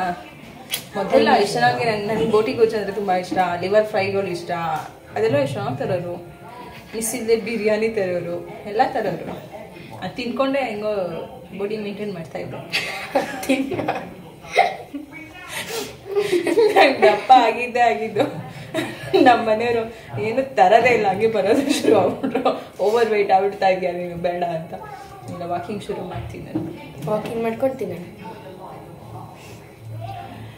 ಆಯಿತು, ಒಂದು ಸಾಂಬಾರು ಮಾಡಿದೆ ಸುಮ್ಮನೆ ಹಾಗೆ. ಹೆಸರುಬೇಳೆ ಒಗ್ಗರಣೆ ಹಾಕಿ ಒಂದೇ ಒಂದು ಟೈಮ್ಗೆ ಮಾಡಿದ್ದೀನಿ. ಒಂದು ಫ್ರೂಟ್ ಸಾರು ಮಾಡಿದ್ದೀನಿ. 1 ಟೈಮ್ ಖಾಲಿ ಆಗಲಿ ಅಂತ. ಇದು 1 ಟೈಮ್ ಖಾಲಿ ಆಗುತ್ತೋ ಮತ್ತಿಲ್ಲ ನಾಳೆಗೂ ಉಳಿತೋ ಗೊತ್ತಿಲ್ಲ. ಬರೀ ಹೆಸರುಬೇಳೆ ಹಾಕಿ ಈರುಳ್ಳಿ ಟೊಮೆಟೊ ಎಲ್ಲ ಹಾಕಿ ಒಗ್ಗರಣೆ ಹಾಕಿರೋಂಥದ್ದು ಸಾಂಬಾರು ಆಗಿದೆ. Time already 10:05. ಇವಾಗ ಆರ್ಡ್ರ್ ಮಾಡ್ತಿದ್ದಾರೆ, ನೋಡೋಣ ಏನು ತರಿಸ್ತಾರೆ ಏನು ಎತ್ತ ಅಂತ. ಫೈನಲಿ ತಂದು ಕೊಟ್ಟರು. ನಾನು ಕೇಳೋದೇ ಅಪರೂಪ, ನಾನು ಯಾವಾಗಲೂ ನಿಜ ಏನೂ ಕೇಳೋದಿಲ್ಲ, ಅಪರೂಪಕ್ಕೊಂದ್ಸರಿ ಕೇಳ್ತೀನಿ. ಕೇಳಿದ ತಕ್ಷಣ ತಂದುಕೊಡ್ತಾರೆ. ದಿನ ಹಿಂಗೆ ಕೇಳಿದರೆ ನಿಜ ತಂದುಕೊಡೋದಿಲ್ಲ. ದಿನ ತಿನ್ನೋಕ್ಕೂ ಇಷ್ಟ ಆಗಲ್ಲ ಬಿಡಿ. ನಾನು ಸಾಂಬಾರೆಲ್ಲ ಮಾಡಿದ್ದೆ. ಮಧ್ಯಾಹ್ನ ಊಟನೂ ಕೂಡ ನಾನು ಮಾಡಿಲ್ಲ ಗೊತ್ತಾ.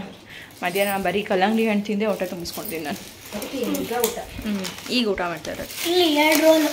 ಅಪರೂಪ. ನಾನು ಏನಾದರೂ ತಿನ್ನಬೇಕು ಅಂತ ಕೇಳೋದೇ ಅಪರೂಪ. ನಾನು ಕೇಳಿದ ತಕ್ಷಣ ಯಾವತ್ತೂ ಇಲ್ಲ ಅಂತ ನಮ್ಮ ಮನೆಯವರು ಹೇಳಿಲ್ಲ.